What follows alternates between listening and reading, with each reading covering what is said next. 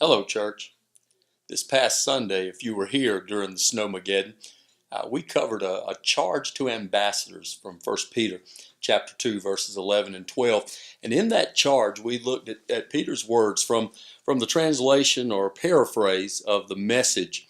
It gave us four directives if we're going to be ambassadors for Christ. Four things that we have to be comfortable and certain to do. One was, don't get too cozy in this world. Right? We're strangers, we're aliens. The second was, don't indulge our egos at the expense of our soul. Now, I love that, and we're going to hit a little bit more of that this coming week. The third was, live and lead by example. Let your actions speak. Let your actions speak for you. And then fourthly, win people to Christ. Now, that should be a given, but it is difficult for us if we're not intentional about it to actually win people to Christ, not win people to my personality, not win people to my church, not win people to my way of thinking, but literally and actually winning people to Christ. And to win people, we do it both by being intentional in the relationships God has already blessed us with. Some of us, we already have relationships with the people who God has placed within our sphere of influence to lead them to a closer relationship with Christ, just by our example, just by the way that we love them and love God and love others. The other way that we win people to Christ is by building relationships, new relationships, with the intent of sharing the gospel. When we go on mission trips and we have encounters that are on the agenda, we have opportunities to go and to literally go with the purpose of sharing the gospel. We never see them again. But those two ways we have available to us to help people. Our call as an ambassador, we are sent on a mission with an intentional purpose of building relationships. And we can love people and help people find salvation in that loving relationship with Jesus Christ. The most important relationship.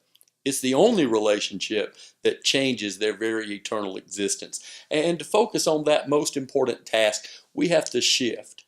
We have to shift our passions, and we have to change our intent. Peter says, right, in 1 Peter, don't indulge our ego. There's the shift for us. Don't indulge our egos at the expense of our soul. And we do tend to overly indulge our egos. Let's face it, we love us some me, right? We love who we are. We're just so doggone lovable.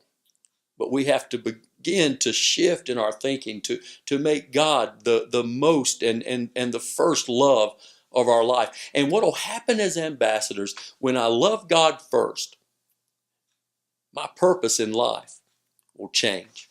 Mark Batterson, in his book, A Trip Around the Sun, he states it this way.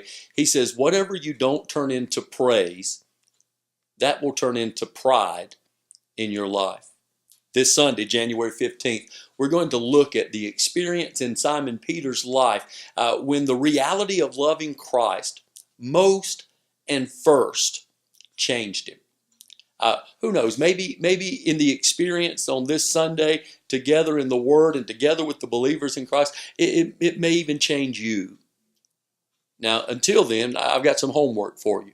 And then we have some prizes, all right? We're giving some things away to those who respond through these videos and the like and the share and the comments. And here's your homework for this week. First, read John chapter 21. In the context of John 21, you're going to see that experience of Simon Peter come into the reality of loving God, but more importantly, loving God most and first. Second thing is create out of it. Some of you are more creative than others in the ease and flow of it. We have musicians and artists, and we have poets, we have all those things. But I'd like to see some of that flowing. What if you were to read John 21 and then, looking at the experiences of that passage, create a poem, maybe a skit.